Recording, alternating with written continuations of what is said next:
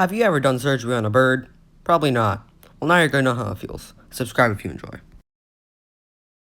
So I'm gonna tell you about one of the worst experiences of my life. That's a pretty high bar, but don't worry about it. It ranks the top 300. Kinda shows how shitty my life can be.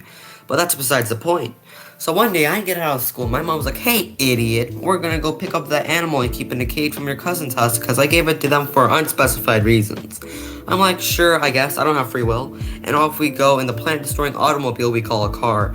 When we arrived to get my bird, who was in a cage and that had a blanket over it, I lifted the blanket to take a peek, and I see my bird on the floor of the cage with his foot sliced in half, bleeding to death. So that's how my evening went. My mother, by the way, is having a grand old time freaking out while driving a car through a street with a high probability of death. Just amazing. And when we arrive home, we immediately get the bird out of the cage and realize we have to cut the bird's leg off. You could see the bone, that's how bad it was. And while us, the non-medical professionals, mind you, are trying to do surgery, we get a call. My mom picks up the phone while I'm putting cotton on the bird's leg to stop the bleeding.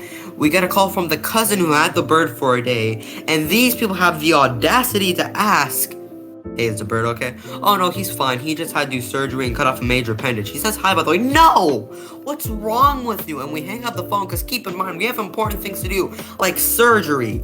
We then get the scissors and sadly cut my bird's foot off because there's no point in having it left there with more pain. Once the job is done, we wrap the bird in a towel and leave it there with cotton on his foot to make sure he doesn't bleed to death.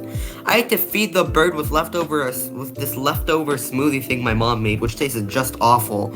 But it was filled with fruits and veggies, so it's basically like a full course meal for a bird. Now you may be wondering, how the hell do I feed a bird if it doesn't stand? I have to hold the guy in my hand and get a syringe without a needle and feed the bird like it's my child. We did this for a while and the bleeding seemed to stop, so we let the guy back in the cage.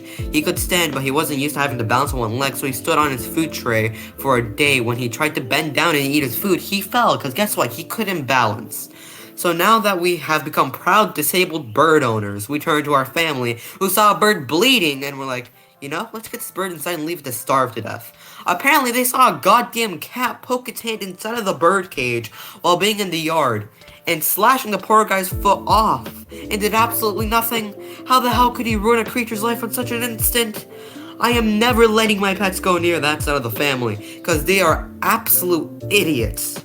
Anyways, that's the end of the video. Here's a picture of the bird. He's also known as Tela, that's his name, and he's doing fine now. He learned to balance on one leg and can bend down and eat his food, so he's doing good now. I felt really bad in this video because I kind of just shat on that side of the family.